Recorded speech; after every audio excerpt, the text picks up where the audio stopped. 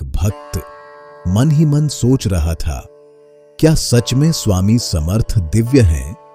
उसने परीक्षा लेने की ठानी। एक टोकरी भरकर तीखी लाल मिर्चें स्वामी के सामने रख दी। लोगों ने सोचा, अब तो कोई साधारण मनुष्य इसे छू भी नहीं पाएगा।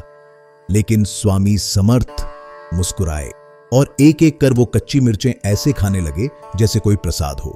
न आंसू, न जलन, न कोई पीड़ा। भीड़ स्तब्ध रह गई।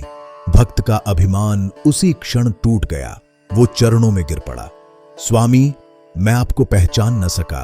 और तभी सबने समझा, दिव्यता शरीर से नहीं, चेतना से होती है। Thunder sound, rain ambience, Pundalik, भारी बारिश और हवा की आवाज के बीच भगवान विट्ठल खड़े हैं। मैं तुम्हारे दर्शन देने आया हूं प्रभु। पहले मेरे माता पिता। Music swell, temple bell. प्रभु, मुझे क्षमा करें, मेरी भक्ति स्वीकार करें। तुमने मुझे नहीं रोका पुंडलिक, तुमने धर्म को सर्वोपरि रखा है। जहां कर्तव्य सच्चा हो वहां मैं स्वयं स्थिर हो जाता हूं। Temple bell.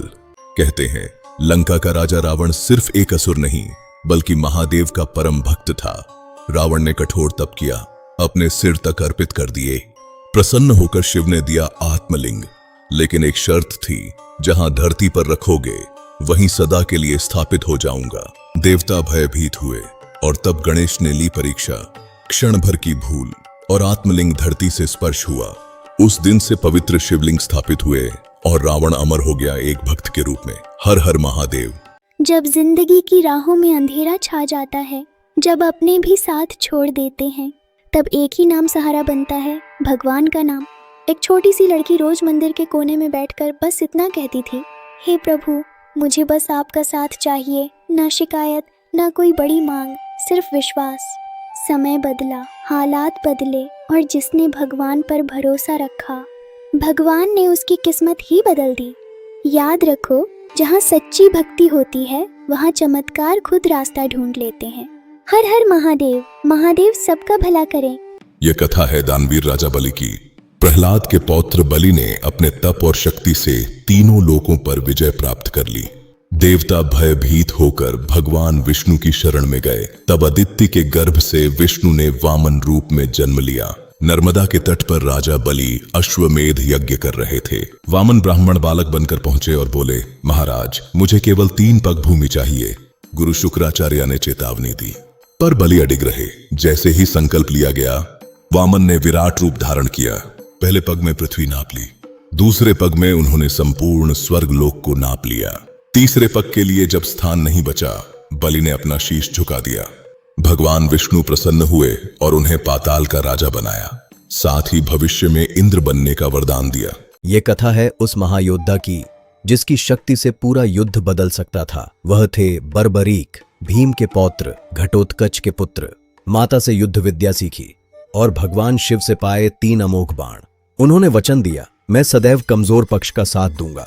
कुरुक्षेत्र में जब युद्ध आरंभ होने वाला था, स्वयं श्री कृष्ण उनकी परीक्षा लेने आए। ब्राह्मण वेश में उन्होंने दान मांगा। बर्बरीक ने पूछा, क्या चाहिए? कृष्ण ने कहा, तुम्हारा शीश। और बिना एक क्षण सोचे उन्होंने अपना सिर अर्पित कर दिया। तब श्री कृष्ण ने अपना दिव्य रूप धारण किया और वरदान दिया, कलयुग में तुम श्याम नाम से पूजे जाओगे। आज भी राजस्थान के खाटू में उनकी भक्ति से हर मनोकामना पूर्ण होती है। वो लड़का हर दिन मंदिर जाता था। लोग हंसते थे उस पर, कहते थे भगवान से क्या मिलेगा, लेकिन उसे भरोसा था अपने महादेव पर। एक दिन उसकी जिंदगी में ऐसा तूफान आया कि सब साथ छोड़ गए, पर वो नहीं टूटा, क्योंकि उसे पता था जब दुनिया साथ नहीं देती तब भोलेनाथ साथ देते हैं। आज वही लोग उससे पूछते हैं, तू इतना शांत कैसे रहता है? वो बस मुस्कुराकर कहता है, मेरे सिर पर हाथ है महादेव का। डर किस बात का? एक लड़की अपने सपनों को पूरा करने के लिए समुंदर के रास्ते जहाज में सफर कर रही थी। अचानक आसमान काला हो गया, तेज तूफान आया, जहाज जोर से हिला और वो लड़की फिसलकर समुंदर में गिर गई। चारों तरफ अंधेरा, गहरी लहरें और बस एक ही आवाज उसके दिल से निकली, हे भोलेनाथ, मेरी रक्षा करना।